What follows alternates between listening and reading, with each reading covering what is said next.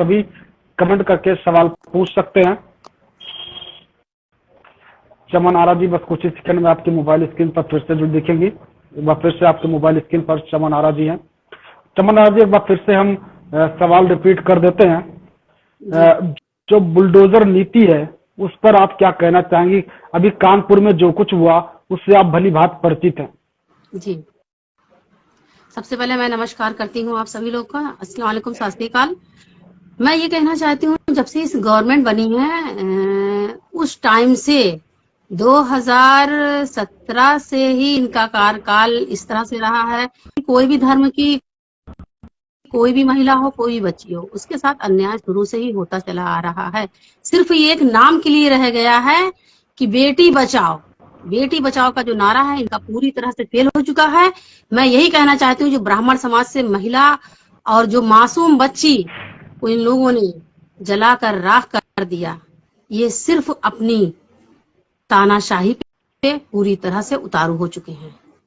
DM Malhotra, Dnyaneshwar Prasad ji, Arora जी, SHO Dinesh Gautam ji, लेखपाल अशोक सिंह जी, अशोक दीक्षित जी, जितने भी अधिकारी हैं, इन सब लोगों ने पूरी तरह से तानाशाही किया है। क्योंकि जब ऊपर से आपके पास जो बैठा सबसे ऊपर अधिकारी है, या जो भी यहाँ के बीजेपी के वरिष्ठ नेता और यहाँ पे मनमानी करने वाले लोग पूरी तरह से हावी हो चुके हैं, चाहे गरीब, लाचार, मोहताज, इन लोगों के सामने रोते हैं, गिड़गिड़ाते हैं, लेकिन इन लोगों के ऊपर कोई फर्क नहीं पड़ता। मैं ये उत्तर प्रदेश सरकार से पूछना चाहती हूँ, क्या ये जो आप कर रहे हैं ये सही कर रहे हैं? एक ब्राह्मण समाज के साथ जिस तरह से आपने किया है, ना दलित सुरक्षित है, ना ही ब्राह्मण सुरक्षित है।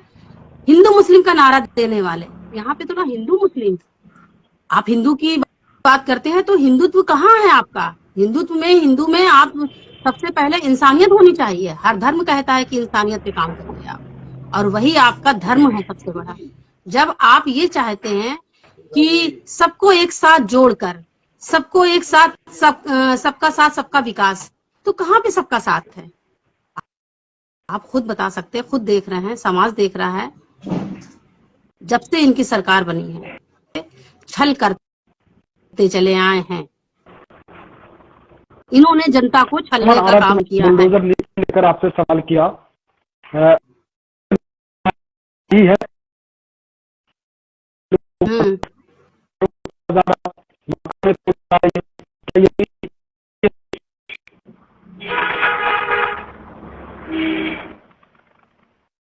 आपकी आवाज क्लियर नहीं आ रही है। चमन आरा जी, मैं सवाल रिपीट कर देता हूँ। बुलडोजर नीति को लेकर मैंने आपसे सवाल किया था। बुलडोजर से जिस तरीके से लोगों के घर उजाड़े जा रहे हैं, क्या ये सही है?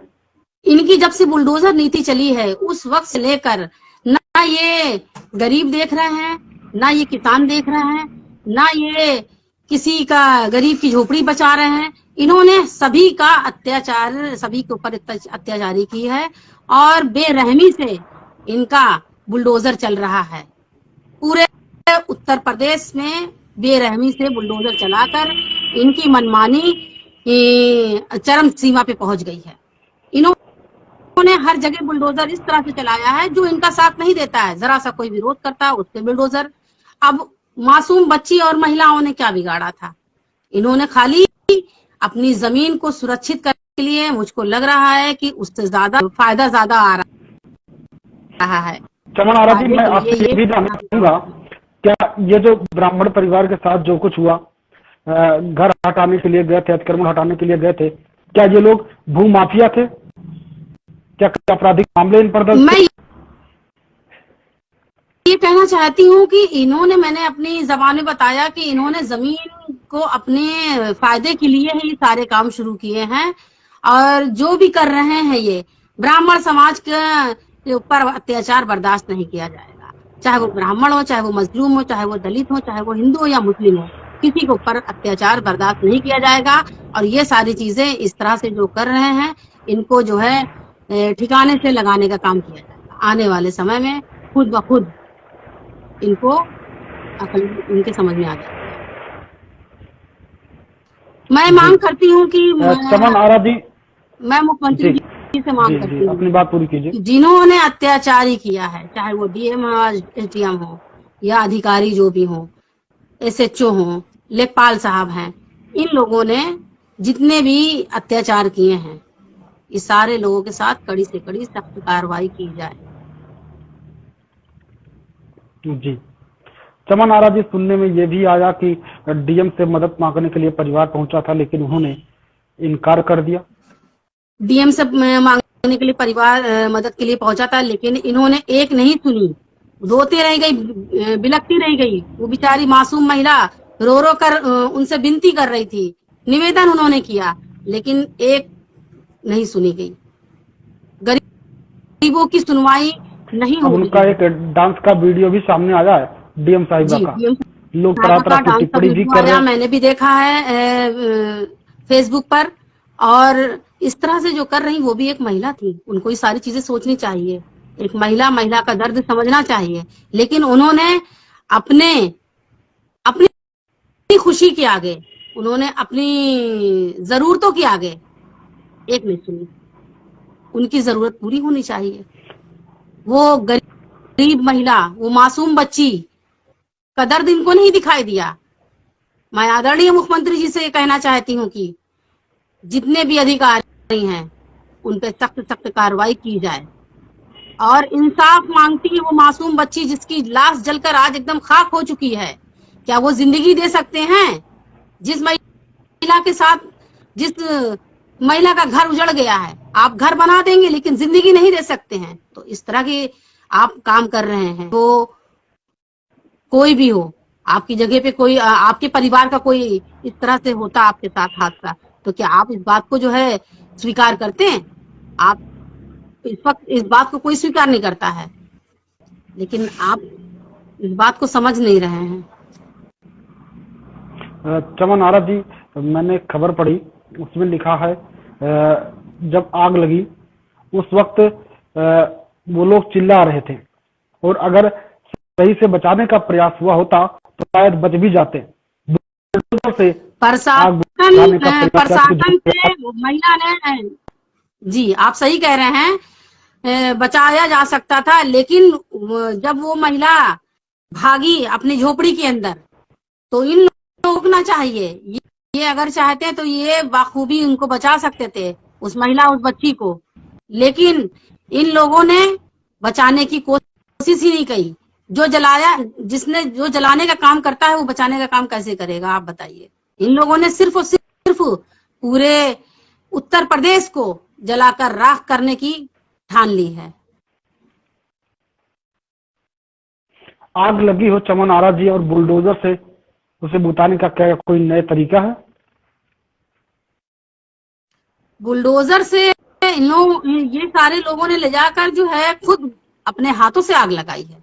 जब महिला अपने घर परिवार को, किसी का घर आप तोड़ने की कोशिश करेंगे, तो जाहिर सी बात है, अभी मेरा ही घर तोड़ने की आप कोशिश करेंगे तो मैं अपने घर को बचाने के लिए आगे बढ़ूंगी। लेकिन जब वो महिला आगे बढ़ी, झोपड़ी में अंदर गई, दाखिल हुई है, तो इन लोगों ने क्यों नहीं उसको बचाने की कोशिश किया? ये लोग खुद जो है जानबूझकर इस तरह से इन्होंने खेल खेला है। ये एक साजिश के तहत काम किया गया है। चमन आरा जी, डीएम से मदद मांगने के लिए परिवार पहुंचा, वहां से भी मदद नहीं मिली। मैंने खबर पढ़ी कि जब आग लगी उस समय जो वहां पर महिला पुलिसकर्मी थी वो मोबाइल चलाने में बिजी थी, और खासकर जैसे बात कही जाती है कि जो पुलिस हो या फिर और तमाम अधिकारी सब पब्लिक के लिए ही होते हैं, लेकिन क्या ये वास्तव में पब्लिक की बात सुनते हैं या फिर राजनेताओं की बात सुनते हैं? ये सिर्फ राजनेताओं की बात सुनते हैं, बड़े लोगों की बात सुनते हैं, महिलाओं की बात। जो मासूम बच्ची जल गई है उसके बारे में भी इन लोगों ने नहीं सोचा। एक मासूम बच्ची को जलाकर खाक कर दिया इन लोगों ने। इनको सोचना चाहिए कि जो बात महिला कह रही है उसकी बात को सुनना चाहिए। इन लोगों ने नहीं सुनी। पुलिस प्रशासन पूरी तरह से जो है फेल हो चुका है। ये ऊपर बैठे लोगों की बात सुनते हैं, इनको और लोगों की बात नहीं समझ पाती है, जनता की बात नहीं सुनते हैं। ये अपने बड़े लोगों की बात सुनते हैं, अपने अधिकारियों की बात सुनते हैं। बीजेपी वाले इस तरह से काम कर रहे हैं ये कभी जनता ने सोचा ही नहीं था कि इनके साथ इस तरह से होगा। इनको पूरी तरह से छला गया है।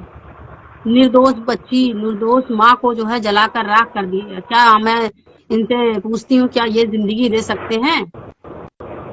जब जिंदगी देने का इनको हक अधिकार नहीं दिया गया है ईश्वर ने, तो ये मौत देने के किस हक से इन्होंने ये काम किया?